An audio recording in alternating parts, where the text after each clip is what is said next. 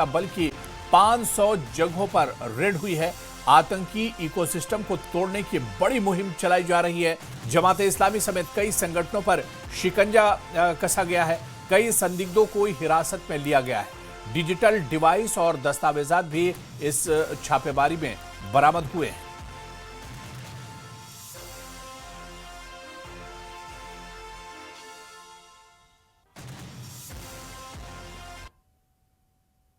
Electronic devices पकड़ी गई हैं, उसमें मोबाइल फ़ोन ख़ास तौर से हैं और साथ ही लैपटॉप्स हैं, उनको अपनी तहवील में पुलिस ने ले लिया है। मुख्तलिफ एजेंसीज़, चाहे वो पुलिस की CIK हो, SOG हो या फिर बाकी इन्वेस्टिगेटिंग एजेंसीज़ हैं, वो इस काम में लगी हुई हैं। तो मैसिव क्रैकडाउन चलाया जा रहा है इस इकोसिस्टम के ख़िलाफ़। और अभी रात के दौरान भी शोपियां में रेड्स कंडक्ट की गई ओवरग्राउंड वर्कर्स के घरों में। जी,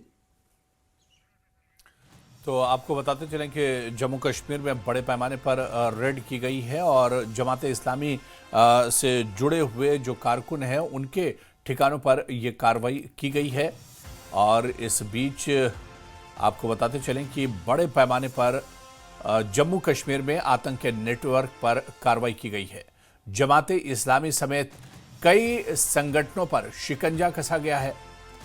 और आपको बताते चलें कि कश्मीर में आतंक नेटवर्क पर यह बड़ी कार्रवाई हुई है। कई ठिकानों पर एक साथ छापा मारा गया है। घरों की तलाश की जा रही है और लोगों से पूछताछ की जा रही है। और यहां पर रुकेंगे फिलहाल छोटे से ब्रेक के लिए। दिल्ली ब्लास्ट केस में तलाशी जा रही लाल रंग की इको स्पोर्ट्स कार फरीदाबाद से बरामद। डॉक्टर उमर ने फर्जी पते पर खरीदी थी यह कार। दिल्ली ब्लास्ट का तुर्की कनेक्शन आया सामने। तुर्की में जैश के हैंडलर से मिले थे उमर और मुजम्मिल। दिल्ली कार ब्लास्ट में मारा गया है डॉक्टर उमर।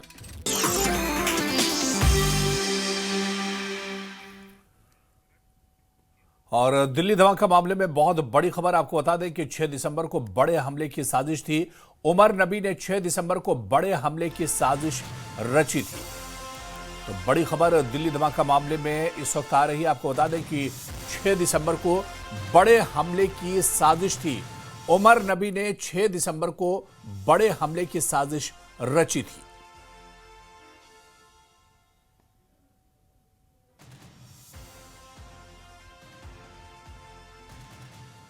तो 6 दिसंबर को बड़े हमले की साजिश रची गई थी।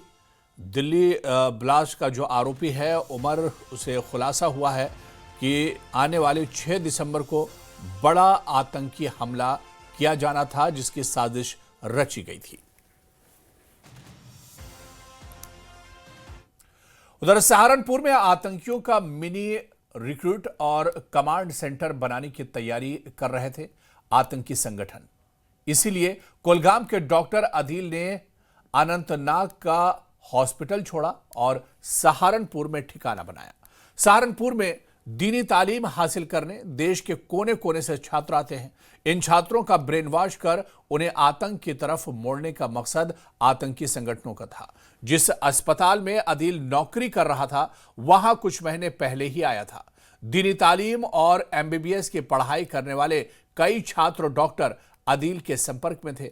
इसीलिए डॉक्टर अदील ने ऐसे घर का चयन किया जो बिल्कुल सुनसान इलाके में था और जहां से एक रास्ता बड़ी नहर की ओर भी निकलता था, जहां से सुनसान इलाके से कहीं भी जाया जा सकता था और वहां घंटे बैठकर किसी से भी बातचीत की जा सकती थी।